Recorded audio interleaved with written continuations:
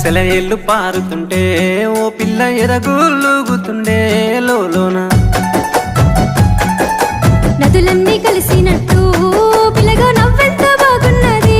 నీలోన గాజుల సప్పులు గలుగల్లు మోగంగా గజ్జెల పట్టీలు గంటేసి ఆడంగా వరిగడ్డి మోపు ఎత్తి